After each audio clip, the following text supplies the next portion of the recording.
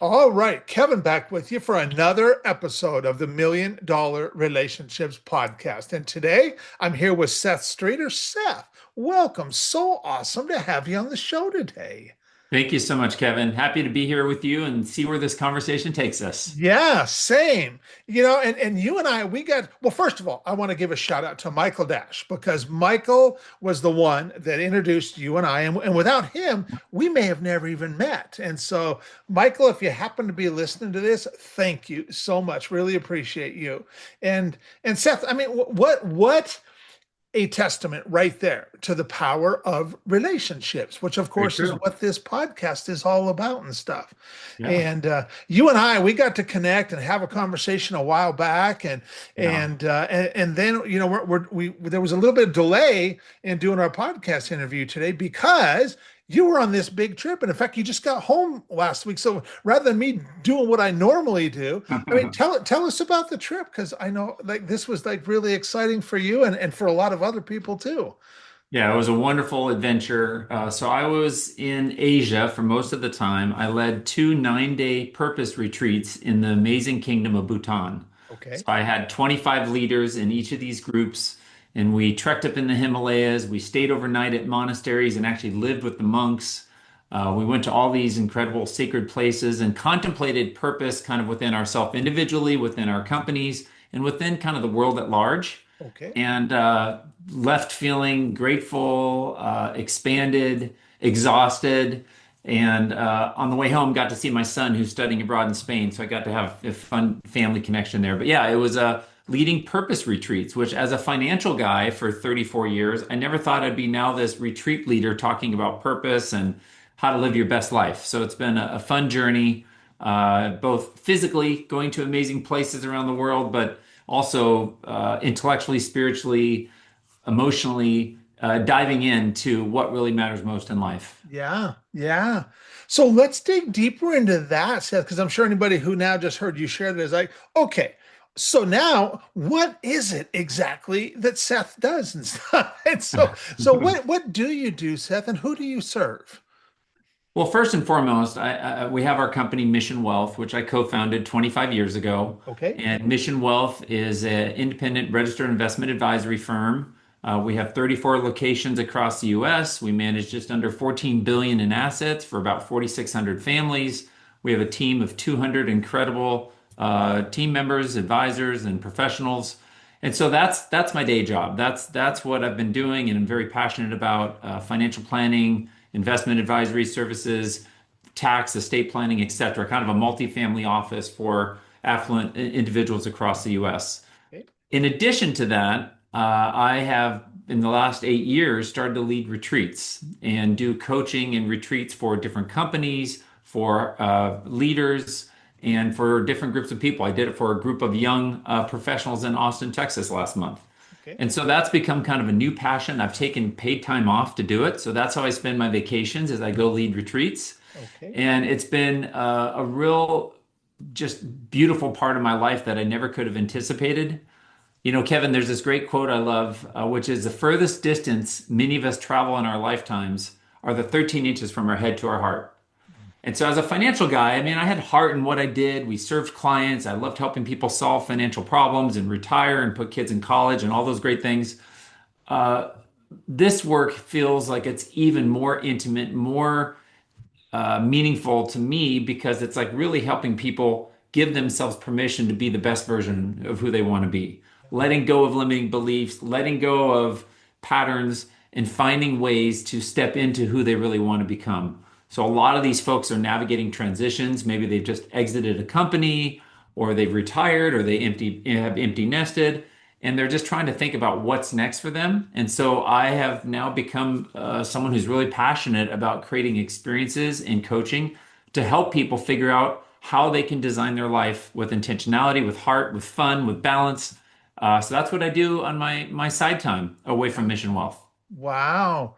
So are the people who attend your retreat, Seth, are they the same kind of people, the same people that you advise and stuff? Or are they different people?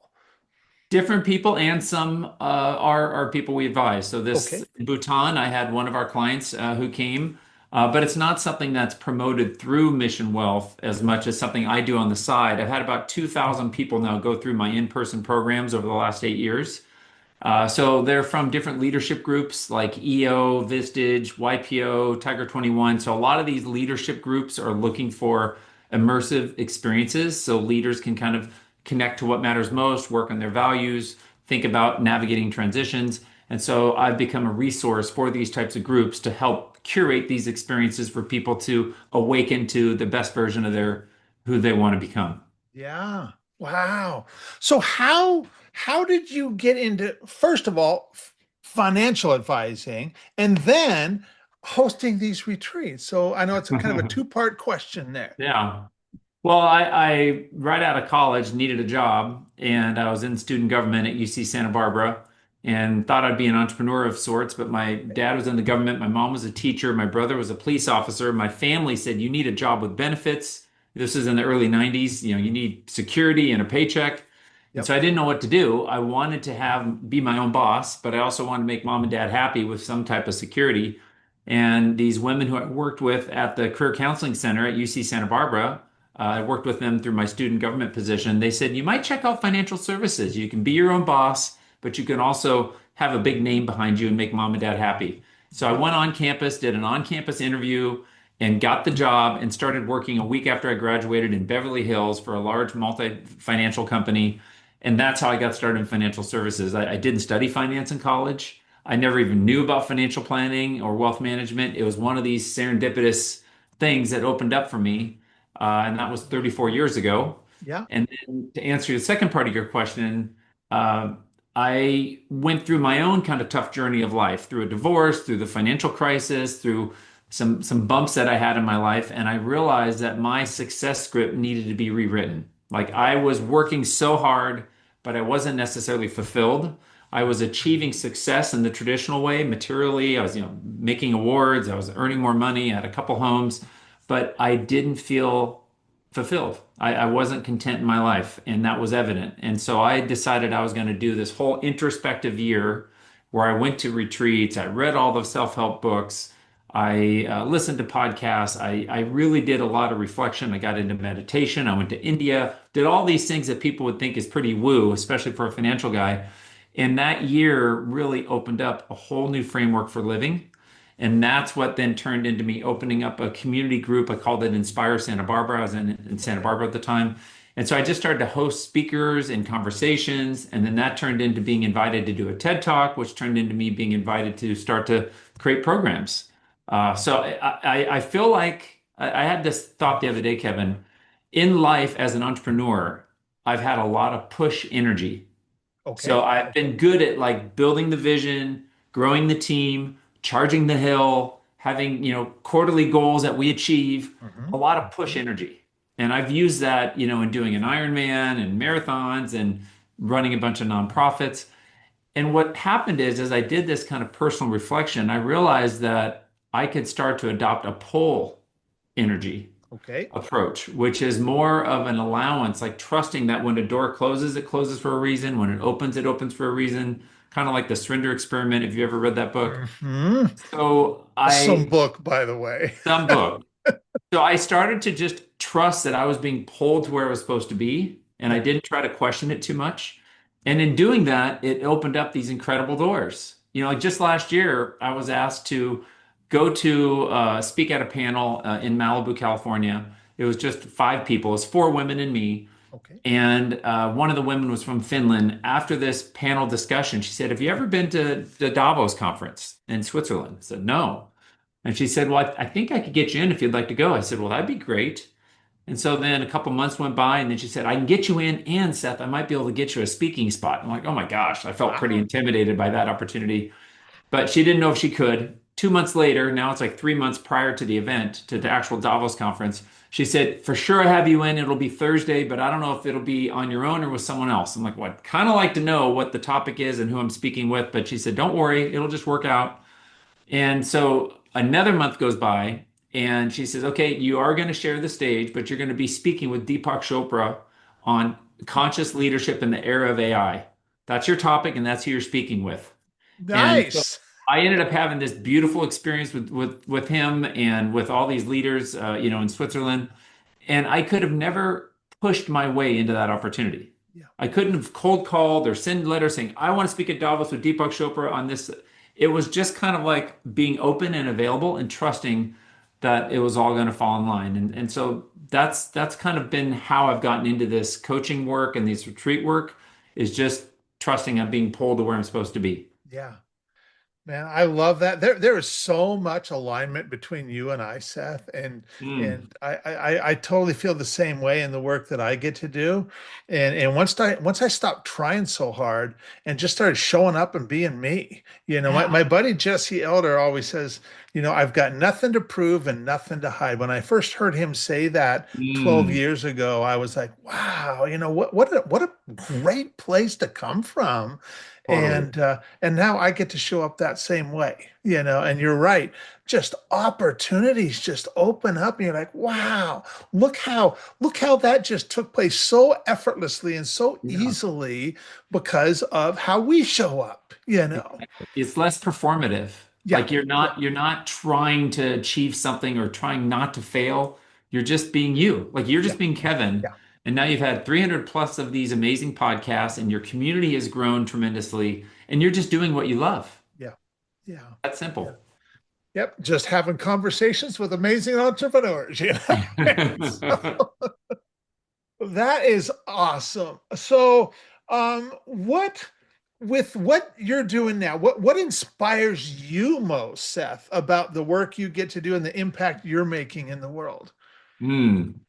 Well, I am really proud of where Mission Wealth is and where it's going. Okay. We're growing tremendously. We're impacting so many families with the work that we do, helping them have financial security and helping them realize true wealth. So we talk about wealth not just in the financial sense, but across 12 dimensions of wealth. So the Okay. impact these families are having, the quality of their relationships, their physical health, their intellectual growth, etc. So we have these 12 dimensions. So seeing these families grow true wealth feels very rewarding.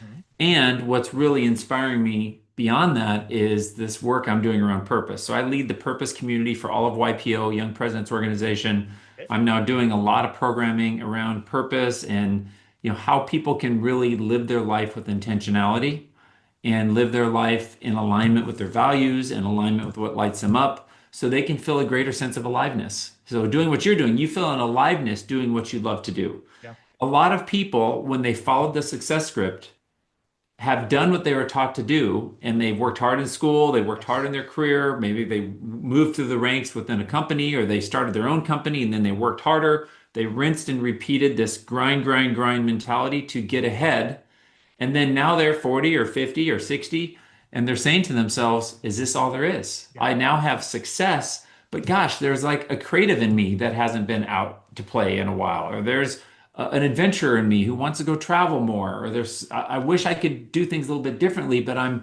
on all these board meetings and emails, and I have this whole team, and I have this life that's predicated on me staying in this seat that I've worked so hard to get into. But I don't know if I want to be a top practicing attorney or investment banker anymore. I might want to go do something completely different.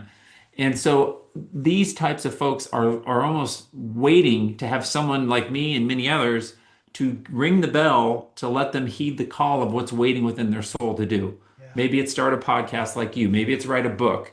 Maybe it's take a trip around the world. Maybe it's volunteer at a local Boys and Girls Club. Maybe it's rekindle with their friends or their spouse or their children. Maybe it's getting healthier. Maybe it's taking a class at a local university. Maybe it's ceramics. Like it's all these other dimensions of life that can be kind of a purpose portfolio, right? A Mhm. purpose doesn't just have to be this one identity we have through our work or our company. It can be a lot of different things. And so I really love helping people think about what their purpose 3.0, their next chapter of purpose can look like, and then help give them some tools to move in that direction. Yeah. Wow. That's awesome. So, what's an example? And we don't have to name any names here, but what's an example of a result that you have helped someone get that you are just incredibly proud of, Seth? And like and I like to maybe have you give one example from your advisory work, and then another example from like the other work, the retreat work kind of stuff that you do too. Sure. All right. Well, I'll give an example first with the advisory side. Okay. There was a woman that I met with who unfortunately was going through a divorce when I met with her. She was in her mid 50s, and it was a tough time for her because she had two daughters that had just graduated high school and they were going to the East Coast for college. So she was empty nesting. And then, right at the same time, her husband told her he wanted to end a 30-year marriage. Wow. And so when I met her as a financial advisor, she had more than enough assets to be fine. So the financial plan was fine, her investments were fine, her cash flow was good. So from a financial advisor role, she was good. But I could see this woman was really struggling. She kind of lost her identity. She was hoping to have retirement with her husband. And so I spent time really trying to say, like, what brings you joy? What do you love to do? And she started to share that she always loved working with single women's nonprofits, so like domestic shelters and women that have been going through domestic violence and things like that. She loved her volunteer work, and she also loved skincare. She goes, I did, facials for my daughter, and I always loved to think about skincare. And so that turned into a conversation where I helped her convert her former husband's office into a studio where she became a licensed esthetician and she started doing facials for women in the community. She'd do a lot of free facials for women who'd been through tough times. That allowed her to nurture these women who'd been through tough times. It gave her a sense of purpose and identity, and it helped her feel like she had, like a purpose for every day and a way to give back and to feel love in return. I had a corporate attorney who was miserable at his job, traveling a lot as a corporate attorney, and I helped him become a high school history teacher. You can listen to that story on my TED Talk. So helping clients kind of make pivots that they could really become more fulfilled once they did those pivots is where I've gotten a lot of joy as an advisor, working with thousands of families over the years. Those are just two stories. There's hundreds others. Yeah. On the other side, a recent example is I had someone at one of my retreats who was a CEO who had just exited his company in New York City. He had a food tech company, and so he had exited from this food tech company, and he came to my retreat, and I did this exercise called Your Inspired Life Purpose, where they think about their innate gifts, what they're great at, their skills that they've had through education and experience, their passion with what they love to do, and then what they think the world needs most. So these four circles: innate gifts, skills, passion, and what the world needs most. And then they looked at how they could intersect those four circles. Okay. And it's called Your Inspired Life Purpose. So this gentleman named Paul in this workshop came up with this amazing idea. He goes, "Oh my gosh, I have this beautiful idea." He went to his room that night in the hotel. He wrote his life manifesto. The next morning at breakfast, he said, "Seth, I was up most of the night. I was so excited about that exercise. I now have a life manifesto I want to share. Could I share it with the group?" I'm like, "Sure." So Paul shared his manifesto with the group and he said, "I want to change the food systems of North America. I want to do this by helping them leverage technology and taking better care of the food soils and how food's produced in the supply chain." And I said, "Great, Paul, sounds like you know what you want to do. What's your next step?" And he thought for a minute and he said, "I'm going to start a blog. I'm going to start writing about this." So he just exited from his company. He got this, inspiration, and now he started a blog right after the retreat. Wow. Just a couple months later, he gets a call from a recruiter who read one of his blog posts that said, "Hey, we love what you're all about. Would you be willing to interview for a new position we're creating in our company?" So he flew from New York to California. He interviewed for this position. Long story short, he became the head of Patagonia's food provision company. So Patagonia, the amazing retailer that has done incredible work for apparel, is now wanting to do that for food, and Paul is leading the charge, Wow. partially because he had this aha moment at the retreat and got clarity and did something about it. So that's a recent example. Wow. Wow. What a phenomenal example of just somebody making a discovery of like, wow, here's something that this just really aligns with me. And then they just took that first step Yeah. and then the universe just kind of responds and like, well, here you are. But you got to take that step. That's the thing I've realized. Like you have to be willing to put yourself out there, Yeah. make the LinkedIn post, the blog post, say I'm going to try to do a podcast, write the book. So it's one thing to have the inspiration and to kind of heed the call that maybe was first a whisper and becomes a shout. Yeah. And then you have to take action. Yeah. In Yeah. Bhutan, going back to Bhutan, when they talk about destiny, they say it's 50% fate, 50% agency. That like Okay. goes into the ancient wisdom there, which makes sense. So part of it is the cards were given, but part of it is what do we do with those cards? And Yeah. so in this case, Paul had agency to write the blog post that then turned into this incredible opportunity with Patagonia. Yeah. Yeah. We go first, and then because yeah, we've got to take that first step, that first Yeah, action. Otherwise, there's nothing there to build on. And exactly. so we got to get out of our head and into the real world and stuff. And And we have to be willing to let go of the limiting beliefs that we yeah, have of, oh, what if people make fun of me? I'm a financial guy. Who am I to lead a retreat in Bhutan? sure, Like, we have to let go of these self-judgments so that we can actually put ourselves fully out into the world from a heart-based kind of soul essence standpoint. And then that's when I think the magic happens. When we face our fears and we use our fears as our guide and we do it anyway, that's when magic really unfolds. yeah, yeah. Wow. Okay, so now that we've got some really great context set here, Okay. I want to switch gears just a little bit, and I want to shift our conversation to the relationship side of this talk here. Yeah, And let's do so, it. to start off, I'm just going to ask you, Seth, have you ever been introduced to a person or persons who completely changed the course of your life or your business, so much so that much of what you have today would not be possible if not for this person or persons? And I'm just really excited to hear your story and your experience around this topic of relationships. Oh my gosh. Well, I love that question. And I have to just give you context. I've invested heavily in relationships since I was in my high school years. Okay. So, I mean, even in my career, I always had lunch meetings from 12 to 1, 5 days a week at the same restaurant. Okay. And I would have my team book if it was a client or a teammate, I would book it.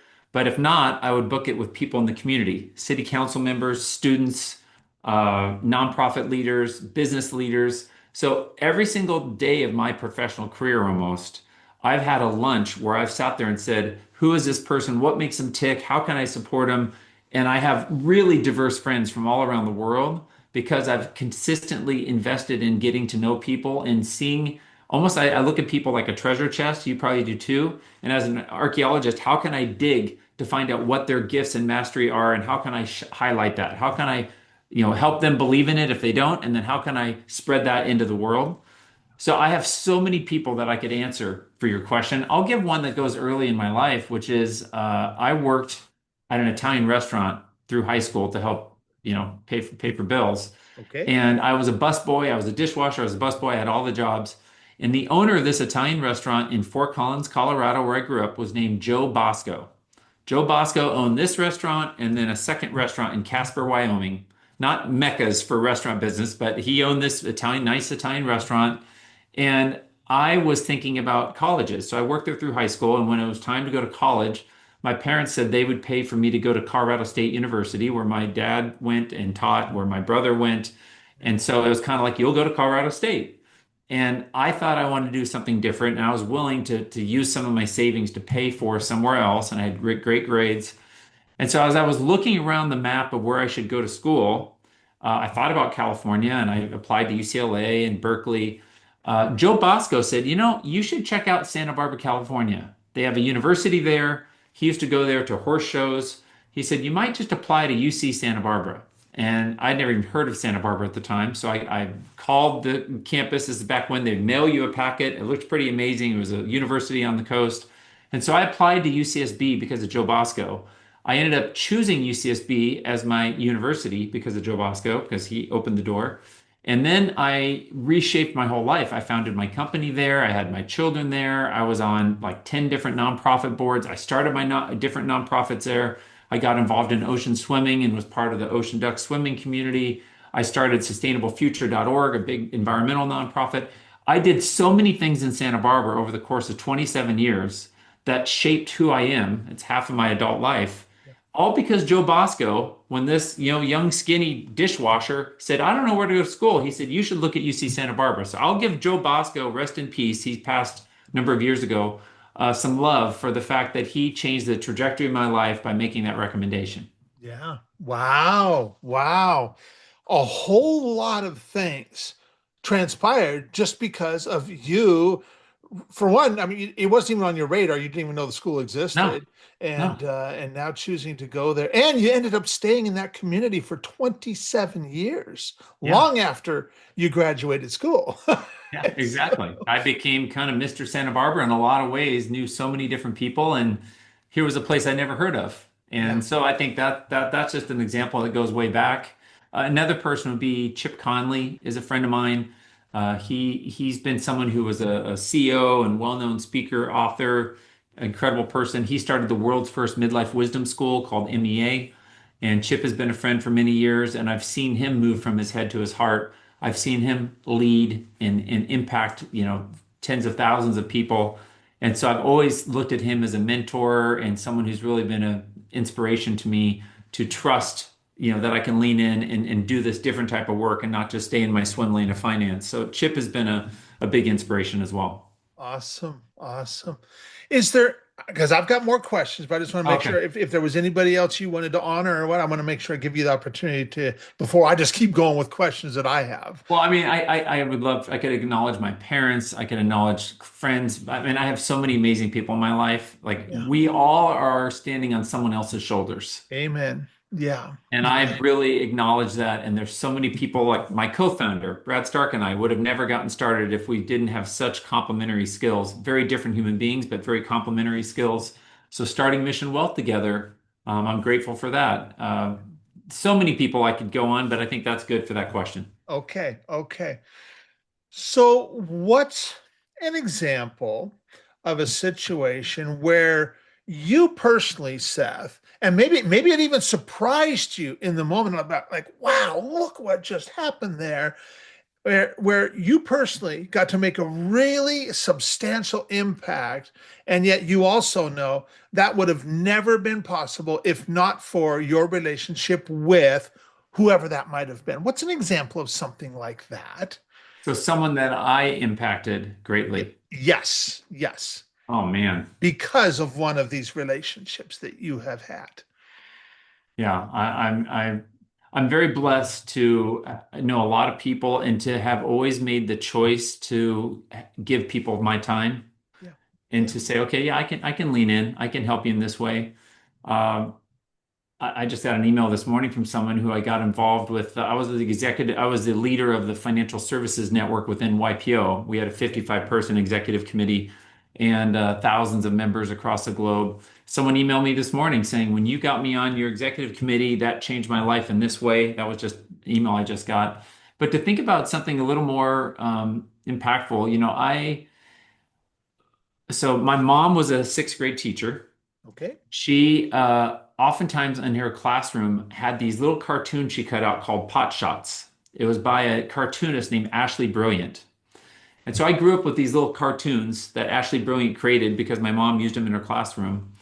I was in Santa Barbara going through that tough time that I mentioned, and Ashley's cartoons were in the local newspaper. And there was, I think, a series of 3 days in a row where his cartoons really spoke to me. I was like, wow, it's like he's really speaking to me. And so I saw that on the bottom of the cartoon, he lived in Santa Barbara, had a P.O. box in Santa Barbara. So I just wrote a thank you note to Mr. Brilliant and said, thank you for all these years of inspiration and humor and insight you've given me and my mom and all the students she's taught. And so then he replied with a letter and said, Mr. Streeter, thank you for your nice note. I just, want to let you know if you're wanting to get my wealth, I don't have any wealth. I'm like, don't worry, Mr. Brilliant. I'm not trying to get your wealth. I just want to thank you. And so I said, but could I take you to lunch? He said, sure, I'll take you. You can take me to lunch. So I met him for lunch. He was about 70. He was 72 at the time. okay. And we went to a Chinese restaurant and we talked all about how he had had a lot of fame, but not fortune. He sold postcards, he had T-shirts and things, but he hadn't really monetized his craft, and yet he'd made 10,000 different cartoons. He would handwrite, hand draw. So he had a body of 10,000 cartoons that were in a bunch of newspapers, but newspapers were dying, postcards were dying, internet, was taking off. And so I just gave him all these ideas. You could try this, you could try that. What about this? And at the very end of our meal, after I tried to give him some like inspiration, we got our fortune cookie. And so I said, you got to take a bite of it to make sure it's going to come true, Ashley. So he took a bite of the cookie, then he read the note. I took a bite of my cookie, and he was looking at his note, and then he like looked at me, then he looked at the note, he looked at me, he looked at the note, and finally he turned it around and showed it to me. And the note said, finally, the answer that you've been looking for is sitting across from you. Wow. And Wow. then I looked at my fortune and it said, if at first it's a no, it may become a maybe. And I was super busy. I had young children at the time. I'd gone through a divorce. I was on three nonprofit boards. I was growing my company. I mean, I was like strapped fully with all my commitments. But I said, okay, anyway. And I decided to help Ashley start to build a business around his cartoons. So I said, I can meet you, one evening a week and I'll help you start to build out a business. So that began a business relationship and a friendship where I helped Ashley. We went on TV, we created mouse pads, we created t-shirts, we created coffee cups, we went to trade shows.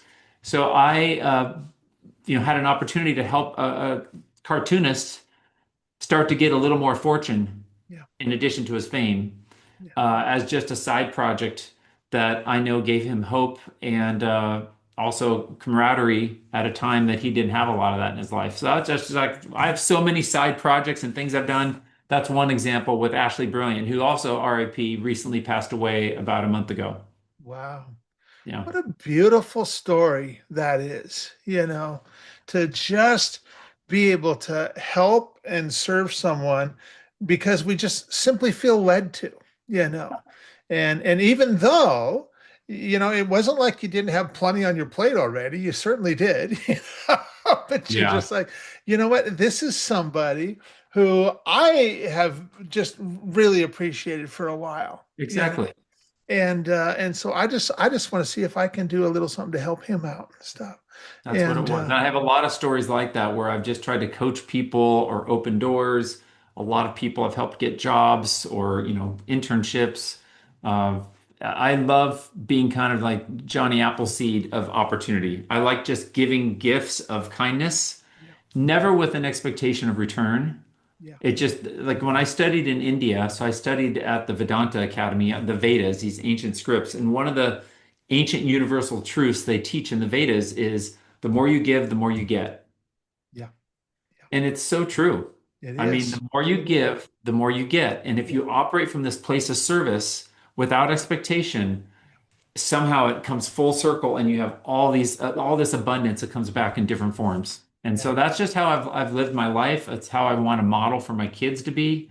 And, I feel very blessed to have the life I have. And I attribute a lot of that to the fact that I've just always tried to be of service to people yeah, and be kind, be ethical, take the extra step, write the thank you note, follow up from the fortune cookie, help the woman get the esthetician chair in her home. yeah, Here's another example. So I took my son on a service trip to Honduras and we worked at an orphanage in Honduras. And there's a lot of stories there I could tell you, but there was a security guard at this orphanage of about 17 kids, and he had a wooden leg that was a very archaic wooden leg. It was literally like a piece of wood with a hinge and a piece of wood, so he couldn't get up much. He had a hard time balancing, and he was a young man. He was 34 years old. And it just touched me. A lot of things in Honduras touched me, but I really thought of this man who had such, he probably made like $2 a day. He wasn't gonna be able to get a new leg. So when I got back to the States, I just decided I'm gonna get this guy a leg. I just became very focused on getting him a leg. It took me almost a year, but I got him a friend who was a Paralympic athlete, and we got him like a very fancy $10,000 leg that was molded and fit for him. And then I had to have it essentially taken down there with people because you couldn't ship it because that would probably get stolen. So I had to get it down to him in a very strategic way, get it fitted, and he sent me a FaceTime video sharing with me that it was the first time he had been able to slow dance with his wife since his car accident, which was 10 years prior. He was in his mid 20s when he lost his leg. And so, like knowing that that one man was able to have mobility, was able to slow dance with his wife, to be more present to his kids because he got a proper leg.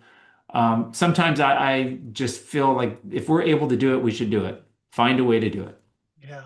Yeah. Wow. What what another, I mean, what a beautiful story that is. And and like the note that you had sent to Ashley, there's this thing that I'll go back to my buddy Jesse, from 13 years ago, mentioned this thing called, that he referred to as active appreciation. Hmm. And just actively being engaged in just appreciating other people, Yeah. and with no other reason than to just simply appreciate them. And it's been very interesting over the years, because I have definitely discovered that, no matter who somebody is, no matter how successful they may be, no matter how great things might appear from the outside looking in, there's not a person on the face of this earth that gets too much appreciation. We all crave more genuine appreciation. True. And when you sent that note to him and he just responded to you, I mean, a lot of times that's just the thing somebody needs at just the right time, that they need to Exactly. hear that, Yeah. and look at what sending that card ended up, and not only did you get to impact his life, but how many other lives did you get to impact because of what the two of you ended up doing together? Yeah. A lot more lives got impacted, all because that card was sent. And that's pretty phenomenal when we start thinking about that. It's phenomenal. There's a conductor of the Boston Philharmonic Symphony, I believe, named Benjamin Zander, who's a well-known author and speaker. And he said something, I've seen him live a couple times. He said something that's always lasted with me, which he said, our job as leaders is to look and see if we make other people's eyes shine. So if you're looking at your team, and he said, if their eyes aren't shining, you're not doing your job as a leader. But I don't just take it as a leader of a business. I think about it as a leader with my children and their friends, or as a leader in the nonprofit communities I work in, or as a leader with a random on an airplane, or an Uber driver. How can I make their eyes shine? Yeah, How can I listen? Because listening is the highest form of loving. How can I be a deep, deep listener? How can I give them appreciation? How can I give them some opportunity or ideas to maybe inspire them? And I just want to go through life helping people's eyes shine. yeah, Whether it's an Uber driver, the person at the grocery store, I always see their name, always thank them, writing thank you notes. And it makes us feel so good when we yeah, do it. I mean, that's where like the more you give, the more you get, the more we are in that appreciation zone, the more appreciation we get back. So I love amen. that we're very similar that way, Kevin, and I appreciate all that you're doing as well to make people's eyes shine. Yeah. Well, thanks for that. Well, for anybody who might be listening to this right now going, man, Kevin, I really love Seth. I love who he is. I love how he shows up. And man, I'd like to find out more about the work that they do. Or maybe they're even thinking like, you know what? I know somebody else I want to connect with Seth and stuff. So for anybody's thinking about that, any websites, any resources we can share with folks, Seth? Absolutely. So the company website is missionwealth.com. Okay. My website's simple, sethstreeter.com. All I'm right. on all social media as well. I have a TED Talk you can listen to, but sethstreeter.com and missionwealth.com, those are the best two places to go. Awesome. Awesome. Seth, any last thing that you feel led to share before we call it a wrap today? Hmm. I just feel gratitude and opportunity with what's going on in the world. I think people are concerned about AI. They're concerned about what's going on geopolitically, and not to discount what is going on. But we all have the ability to be shapers of our environment and of our lives. And we can do that by operating more from our heart, being more vulnerable, more authentic, and show up fully as ourselves. So I ask myself, how can I be in the fullest expression of myself? And I would like to encourage all your listeners, how can you be in the most fullest expression of yourself? Yeah. Think about your top values and say, where is there a gap in your life between you and these top 3 or 4 values? And how can you try to minimize that gap by showing up more fully for yourself and for all those that you want to contribute to? So that would just be my parting gift, is just say, I want people to be who they are and trust that you don't have to act like anyone you're not, and you're going to be so rewarded when you do. That's And you're such a great example of that. So here's to us being the fullest version of ourselves by being just who we are authentically in 2026. Amen. Amen. Well, Seth, once again, thank you so much for taking the time to have this conversation. I really appreciate it. I really appreciate you. And man, I'm excited to get this out there and share it with folks. So thanks so much, Seth. Thank you, Kevin. It's been a blast. Yes.